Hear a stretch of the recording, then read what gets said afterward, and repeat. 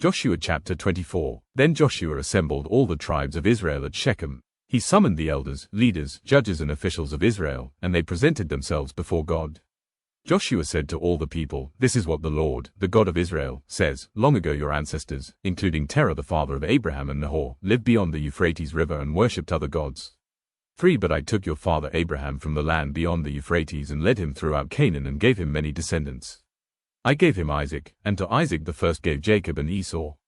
I assigned the hill country of Seir to Esau, but Jacob and his family went down to Egypt. Then I sent Moses and Aaron, and I afflicted the Egyptians by what I did there, and I brought you out. When I brought your people out of Egypt, you came to the sea, and the Egyptians pursued them with chariots and horsemen as far as the Red Sea.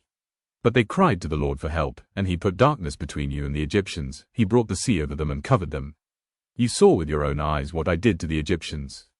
Then you lived in the wilderness for a long time. I brought you to the land of the Amorites who lived east of the Jordan. They fought against you, but I gave them into your hands. I destroyed them from before you, and you took possession of their land.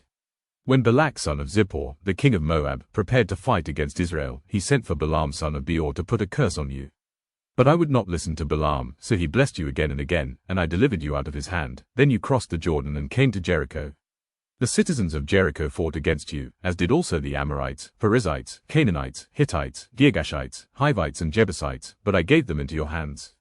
I sent the hornet ahead of you, which drove them out before you, also the 2 Amorite kings.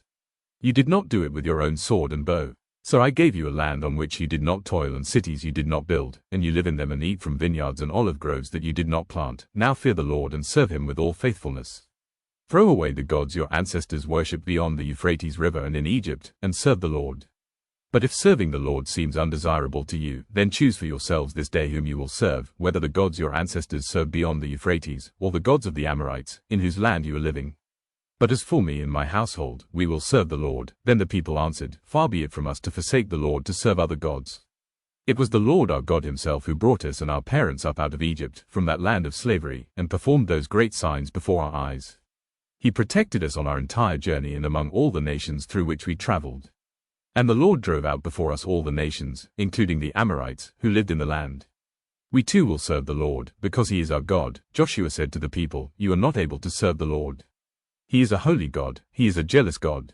He will not forgive your rebellion and your sins. If you forsake the Lord and serve foreign gods, he will turn and bring disaster on you and make an end of you, after he has been good to you."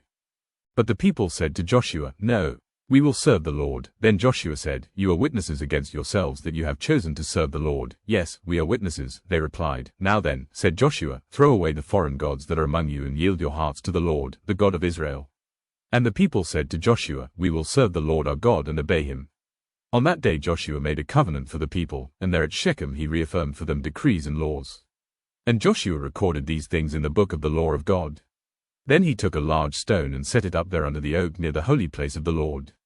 "See," he said to all the people, "this stone will be a witness against us. It has heard all the words the Lord has said to us.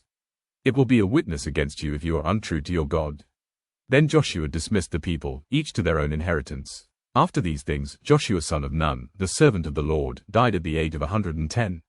And they buried him in the land of his inheritance, at Timnath-Serah in the hill country of Ephraim, north of Mount Gaash. Israel served the Lord throughout the lifetime of Joshua and of the elders who outlived him and who had experienced everything the Lord had done for Israel. And Joseph's bones, which the Israelites had brought up from Egypt, were buried at Shechem in the tract of land that Jacob bought for 100 pieces of silver from the sons of Hamor, the father of Shechem.